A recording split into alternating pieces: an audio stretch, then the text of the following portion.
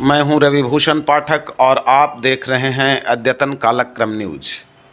आज स्टूडियो में हमारे साथ नवरात्र व दुर्गा पूजा पर प्रकाश डालने के लिए उपस्थित हैं आचार्य लालभूषण मिश्र याज्ञिक। आज हम इनसे जानेंगे क्या है नवरात्र कलश स्थापन का शुभ मुहूर्त और कब करें कलश स्थापन।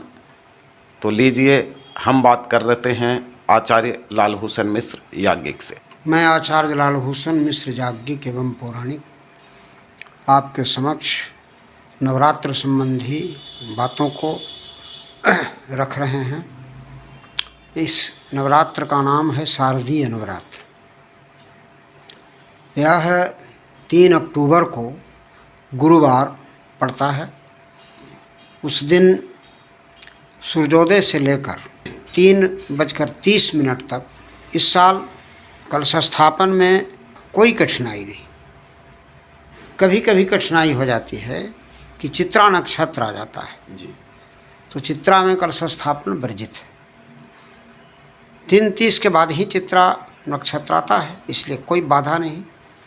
यदि किसी साल चित्रा नक्षत्र आ भी जाए तो उसका निराकरण है कि अभिजित मुहूर्त में चित्रा नक्षत्र अथवा वैधृति योग जो शास्त्र में निषिद्ध है के रहते हुए भी कलश स्थापन होगा और वह अभिजित मुहूर्त में होगा। वह अभिजित मुहूर्त विशेषकर 11 बजे मध्य है उसका, लगभग 10:30 से 11:30 के बीच वह आता है, तो उसमें हम लोग कलश स्थापन कराते हैं। अब रह गई बात कि नवरात्र आरंभ 3 से हो रहा है, 3 अक्टूबर से, तो नवरात्र का पारण कब होगा?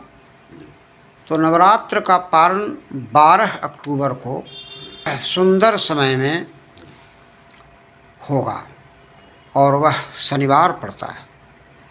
उस दिन जयंती ग्रहण का भी मुहूर्त है, साथ साथ विजयादशमी है और देवी का विसर्जन का भी मुहूर्त है। देवी विसर्जन के संबंध में शास्त्रों में विधान है कि प्रातः काल ही देवी का आवाहन होता है और प्रातः काल ही विसर्जन होता है।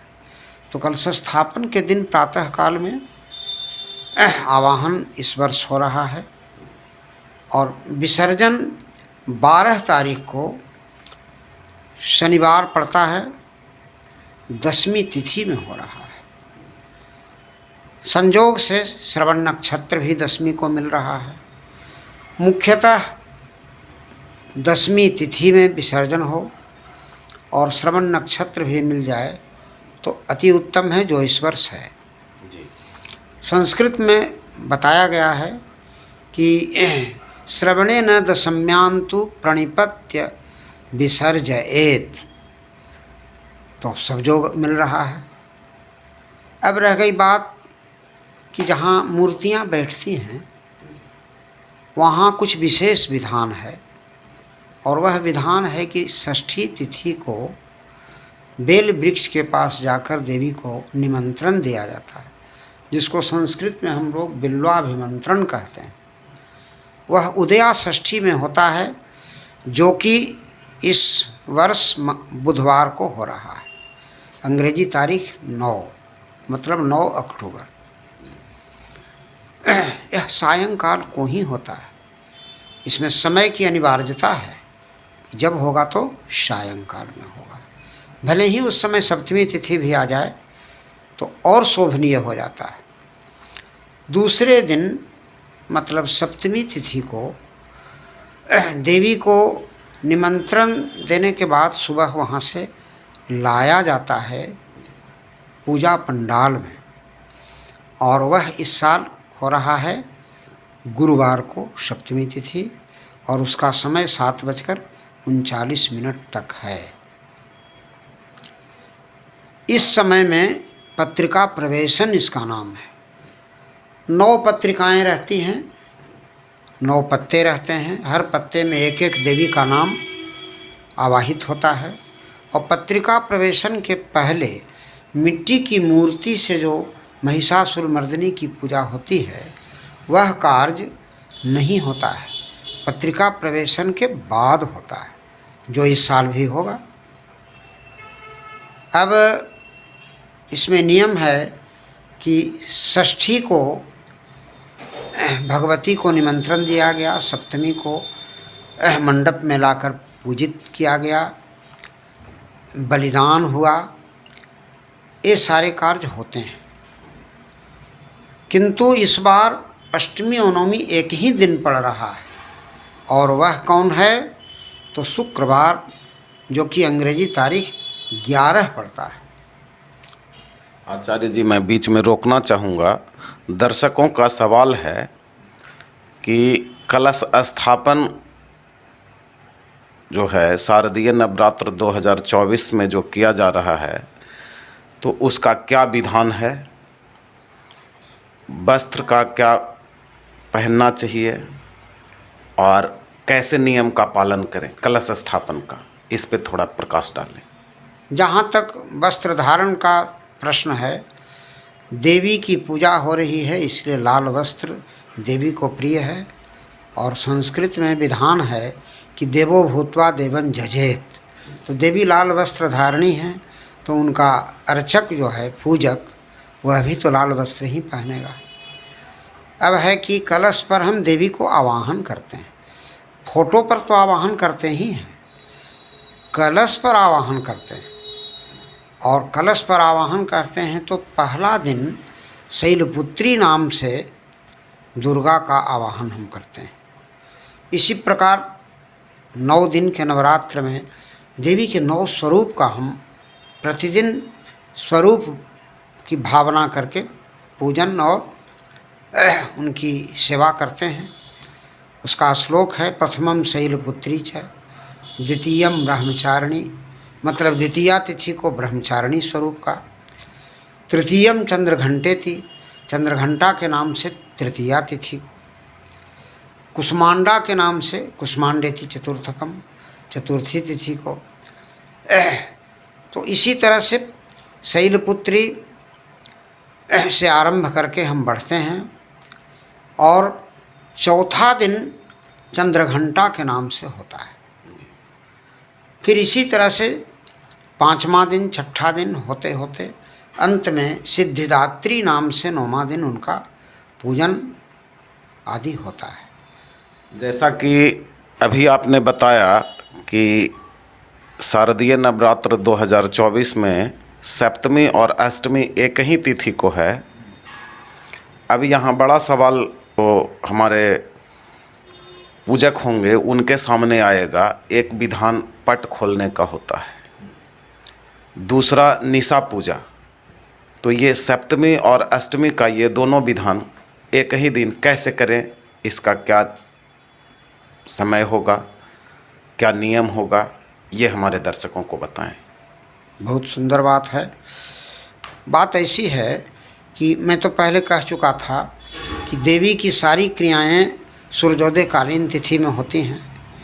तो उस दिन सप्तमी अष्टमी जरूर है, लेकिन सूर्योदय कालीन तो सप्तमी है। और सप्तमी की रात्रि में, अर्धरात्रि में, मतलब निशा पूजा होती है। और अर्धरात्रि के पहले ही देवी का आवाहन पूजन हो जाता है, उनका बलिदान भी हो जाता है। सारी बात के बावजूद प्रश्न आपका है कि अष्टमी का जोग है, तो देवी की क्रिया में जब सप्तमी के बाद अष्टमी हो तो अति उत्तम है, अष्टमी के बाद नवमी हो तो अति उत्तम है, नवमी के बाद दशमी हो तो अति उत्तम है। मतलब इसमें पराग्राह्या माने परगामिनी तिथि ग्रहण की गई है। षष्ठी मिली हुई सप्तमी को ग्रहण नहीं किया गया है। तो यदि ग्रहण करेंगे हम तो उसका नाम हो जाएगा पूर्वाग्राह्या। तो पूर्वाग्राह्या तो कभी नहीं है, पराग्राह्या, इसलिए बहुत उत्तम है। तो सप्तमी का जो विधान है वो कितने तारीख को है? हाँ ठीक, सप्तमी आपको 7:39 तक है। जो सप्तमी पड़ रही है 10 तारीख को, आप गुरुवार हम बता भी चुके हैं। जी। आपको। दूसरा कि अष्टमी तिथि जो है वो जिस तारीख को है तो उसी दिन नौमी भी आ जा रहा है। हाँ। अब लोगों के बीच में ये सवाल आएगा कि हवन किस दिन करें, कन्या पूजन किस दिन करें, और नौमी और दसवीं एक दिन हो जाने के कारण विजया ग्रहण किस दिन करें, इस पे थोड़ा दर्शकों को प्रकाश डालें।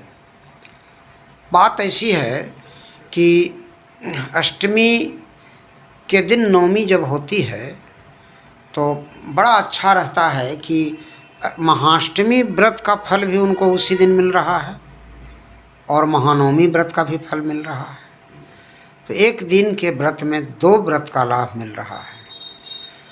और प्रश्न है कि जब नवमी आ जाती है तो हवन तो नवमी में ही होगा ना, तो इस बार तो हवन का बहुत समय मिल जाता है। क्योंकि अष्टमी 7:03 तक शुक्रवार को है और उसके बाद दिनों भर नवमी है, और वह नवमी समझ जाइए कि रात्रि भर है शुक्रवार को तो और दसवीं आती भी है तो रात्रि शेष में आती है। रात्रि शेष में आने के चलते बड़ा ही सुंदर मुहूर्त वह भी तो मिल जाता है।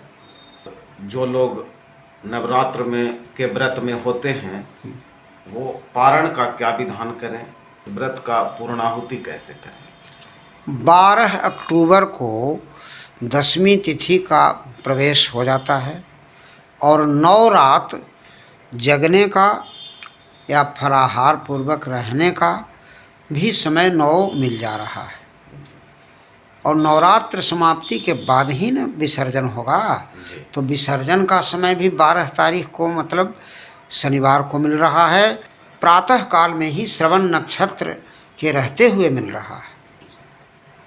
माने उसमें है कि उत्तरेण नवम्याम तु बलिभिः पूजयेत् शिवाम। पूजा का मुहूर्त तो इस साल उत्तराखाड़ से युक्त मिल रही है नवमी, तो उत्तरेण नवम्याम तो नवमी भी मिल रही है और उत्तरेण का अर्थ है उत्तराखंड, तो दोनों मिल रहा है पूजा का मुहूर्त। और विसर्जन में भी दोनों मिल रहा है इस साल। श्रवणेन दशम्याम तो प्रणिपत्य विसर्जयेत्, तो दसवीं तिथि भी मिल जा रही है विसर्जन के समय और श्रवण नक्षत्र भी मिल जा रहा है, और नवरात्रि का हम लोग उपयोग भी कर ले रहे हैं। नवरात्र में रहने वाले लोग क्या विधि का पालन करें। देखिए थोड़ा प्रकाश डालें। नवरात्र में यदि 9 दिन हो सके तो वे व्रत कर सकें फलाहार लेते हुए, तो 9 दिन पार लग जाएगा। यदि वे असमर्थ हैं तो नवरात्र के अंतर्गत एक त्रिरात्र होता है, तो त्रिरात्र में 3 रात, 7वीं की रात, 8वीं की रात और 9वीं की रात। तो कुछ लोग त्रिरात्र व्रत भी करते हैं, तो उनको त्रिरात्र व्रत वाले को गुरुवार शुक्रवार 2 दिन में ही त्रिरात्र का लाभ मिल जा रहा है। यहाँ गुरुवार को सप्तमी तिथि 7:39 तक है, तो बुधवार वे रात में तो नवरात्र का उपयोग त्रिरात्र का उपयोग कर चुके, और बृहस्पति की रात में भी त्रिरात्र का उपयोग कर लिए, और शुक्र की रात में भी त्रिरात्र का उपयोग कर लिए। तो ये 3 रात उनके लिए हो गया, आसान हो गया। अच्छा, अब रह गई बात, आपने पूछा कि क्या नियम है, तो सिंधा नमक लिया जा सकता है। सिंधा नमक को शास्त्र में ग्रहण किया गया है। फलाहार में आप वैसी चीज़ ले सकते हैं जिसको यदि घी में भुंजा जाए तो ले सकते हैं, तेल में भूंजना नहीं है। जैसे मखाना फलाहार है, तेल में भूंज कर नहीं। यदि कोई व्यक्ति एक बार भोजन रात्रि के करता है और दिन भर व्रत करता है, तो वैसा भी विधान है कि वह एक बार यदि रात के रात खाता है तो उस स्थिति में वह घी में सब्जी को छौंका देकर उसका प्रयोग करें, तेल का प्रयोग नहीं करें। आचार्य जी, दर्शकों का एक बड़ा सवाल है जो कि वैसे व्यक्ति जो कहीं कार्यालय में कार्यरत हों या नवरात्र व्रत करने से में असमर्थ हों, तो उनके लिए कोई ऐसा मंत्र आप बताएं जिसे वो नवरात्र के विधि विधान से दूर रहकर भी करें और नवरात्र व्रत का लाभ ले सकें। इसका विधान तो दुर्गा सप्तशती में ही है। निराहारौ जताहारौ तन्मनस्कौ समाहितौ। निराहार रहकर भी व्रत होता है और जताहारौ माने आहार लेकर भी होता है, लेकिन शर्त है कि तन्मय होकर व्रत पूजा करे। यदि कोई असमर्थ है तो केवल अष्टमी व्रत करे, महाअष्टमी, क्योंकि भगवती की उत्पत्ति जो हुई, अवतार हुआ या अवतरण हुआ, तो अष्टमी की रात में ही हुआ। तो एक ही दिन में संपूर्ण नवरात्र का फल मिलता है यदि वह अष्टमी व्रत करता है। जो श्रद्धालु अष्टमी व्रत करने से भी असमर्थ हैं, उनके लिए कोई ऐसा मंत्र बताएं जिसके माध्यम से वो 9 दिन तक किसी भी अवस्था में रहते हुए स्वस्थ चित्त होकर उस मंत्र का जाप कर नवरात्र का लाभ ले सकें। तो व्रत तो वे नहीं करेंगे जैसा कि आपने प्रश्न किया। तो व्रत का मतलब है कि सूर्योदय से सूर्यास्त तक वह आहार न ले और रात्रि में भी न ले। लेकिन मेरा सवाल है कि कोई वैसे व्यक्ति हों जो सब जैसे नित्य प्रति रह रहे हैं उसी प्रकार से रहें, और वो चाहें कि नवरात्र में चलता फिरता कार्यालय में हैं, वहीं बैठे बैठे कौन सा ऐसा मंत्र का जाप करें, जब समय मिल गया रास्ते में हैं तो वहीं जाप करते जा रहे हैं, तो वैसा कोई एक मंत्र हो जो हमारे दर्शकों को आप बताएं। वह तो पहले से ही विख्यात है कि मध्यम चरित्र जो है, 2 अध्याय, 3 अध्याय और 4 अध्याय, मध्यम चरित्र का यदि प्रतिदिन पाठ किया जाए तो उसको तो कोई ज़रूरत ही नहीं। भोजन का समय तो 10 बजे के बाद है। आहार की वेला धर्मशास्त्र में 10 बजे के पहले नहीं है। तो 10 बजे तक तो वो ऐसे भी प्रतिदिन निराहार रहता है और 10 बजे के अंदर उसका पाठ समाप्त हो जाता है। मध्यम चरित्र एकेन वा मध्यमेन नैकेन तयोर्यः, 3 चरित्र में दुर्गा सप्तशती है। तो यहाँ एक चरित्र कोई यदि करना चाहे तो पहला न करे, तीसरा न करे, बीच वाला करे, और वह है मध्यम। और मध्यम होता है 2, 3, 4 अध्याय। तो बहुत ही लघु, माने उसको लघु रूप कहा जाए पाठ का या उपासना का, यह तो बिल्कुल पार लग जाएगा। एक दर्शक का सवाल आया था कि क्या नवरात्र में हम अपने कार्यालय का कार्य देखते हुए बिना व्रत में रहे हुए नवारण मंत्र का जाप मानसिक कर सकते हैं? तो नवारण मंत्र का जप यदि मानसिक करते हैं तो उसमें जीभ नहीं हिले, ओठ नहीं हिले, बिल्कुल लगे कि दर्शक समझ रहा है कि कुछ नहीं कर रहे हैं। आवाज़ नहीं, किसी प्रकार का कंपन नहीं, स्थिरता पूर्वक हृदय से व्रत होता है, वही उसका नाम मानस जाप है। और मानस जाप का 1000 गुना फल है। सहस्रं मानसं स्मृतम, यदि वह एक बार नवारण मंत्र जपता है इस तरह से तो 1000 बार जपने का फल उसे होगा। लेकिन यदि वह उच्चारण करके जपता है तो इतना लाभ नहीं मिलेगा। जीभ को या दांत को हिलाकर करता है तो इतना फल नहीं मिलेगा। दर्शकों का एक अभी सवाल आया है कि क्या नवरात्र का जो शुरुआत दिन होता है, कलश स्थापना और हवन का जो दिन होता है, इसका भी कोई विशेष महत्व है देवी को आने का और जाने का? और 2024 शारदीय नवरात्र में जो आने का कलश स्थापन का जो तिथि है और जाने का जो तिथि है, इस तिथियों का कोई महत्व भी है? तो कैसा रहेगा इस वर्ष इस नवरात्र के आने जाने के दिन के कारण? देखिए, बात ऐसी है कि मैं श्लोक को भी सामने रखते हुए आपको बतला रहा हूँ। दुर्गा जी का आना और दुर्गा जी का जाना। आना मतलब प्रतिपदा को वे आ रही हैं, तो प्रतिपदा है मतलब परिवार जिसको आप लोग कहते हैं। तो उसमें गुरुवार को भगवती आ रही है। तो श्लोक है शशिसूर जय गजारूढ़ा शनिभौ में तुरंग में गुरौ शुक्रे च दोलायाम। तो इस बार गुरुवार को आ रही हैं, तो दोला पर आ रही हैं, माने डोली पर। अच्छा, और जाने का भी है, तो गमन जान है। तो विजयादशमी जो हो रही है वह विजयादशमी 12 तारीख को, 12 अक्टूबर को मतलब शनिवार को हो रही है। तो शनिवार भगवती शनिवार को जा रही है। तो उसमें शशिसूर्य दिने यदि सा विजया महिषागमने रुज शोक करा शनिभौम दिने यदि सा विजया चरण आयुध यान करी विकला। तो शनिवार को जा रही हैं, तो मुर्गा पर जा रही हैं। मुर्गा पर जाने का है उनका, और आने का उनका है सो डोली पर है। तो डोली पर आने में जो फल है वह उत्तम नहीं है, अशुभ फल है। और जाने का जो फल है तो उसमें सौख्य करा है, तो उसमें अच्छा फल है।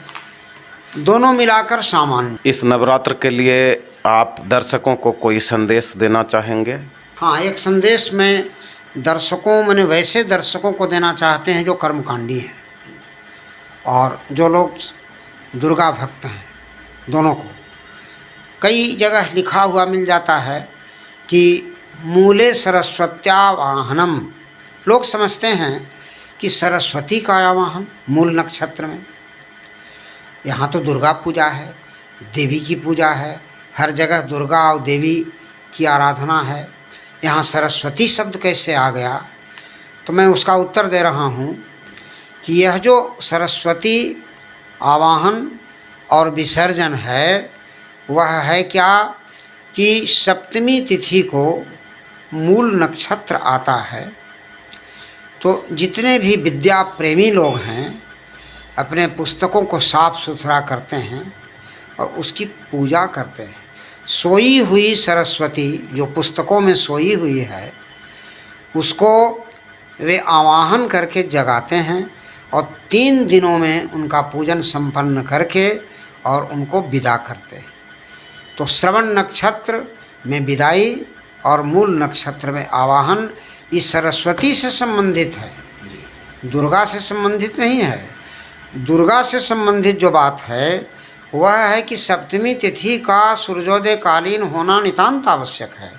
यदि मूल नक्षत्र भी मिल जाता है तो कोई हर्ज नहीं। आया है शास्त्र में इस तरह का आदेश है कि यदि दोनों मिल जाए, तिथि भी मिल जाए और नक्षत्र भी मिल जाए, अति उत्तम है। जैसे सप्तमी तिथि मिल जाए, मूल नक्षत्र मिल जाए, देवी का आवाहन आप करें। लेकिन दोनों नहीं मिलता है तो दोनों में बलवान कौन है? तो उसका श्लोक है तिथि नक्षत्रयोर मध्य द्वयोरेवानुपारणम जोगाभावे तिथि ग्राह्या। यदि दोनों का जोग नहीं है तो तिथि ग्रहण कीजिए। तो दोनों का जोग मिल रहा है इस साल, तिथि और नक्षत्र दोनों का जोग मिल रहा है। यहाँ मूल नक्षत्र भी है किस दिन? जिस दिन सप्तमी उदया है, सूर्योदय कालीन है गुरुवार को, उस समय आपको मूल नक्षत्र नहीं मिलता है, केवल तिथि मिलती है। तो बलवान कौन है? तिथि।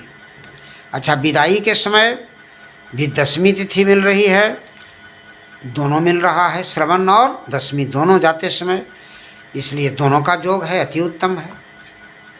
तो धन्यवाद, आपने दर्शकों को ये जानकारी उपलब्ध कराई। दर्शकों, आज हमारे आचार्य लालभूषण मिश्र याज्ञिक पौराणिक, इन्होंने नवरात्र पर अपना प्रकाश डाला, अपना विचार रखे, और ये आपके मन में कोई सवाल हो तो कमेंट बॉक्स में लिखना न भूलें, ताकि अगले वीडियो में आचार्य जी से मैं उस सवाल का भी निदान ढूंढ कर ला सकूं।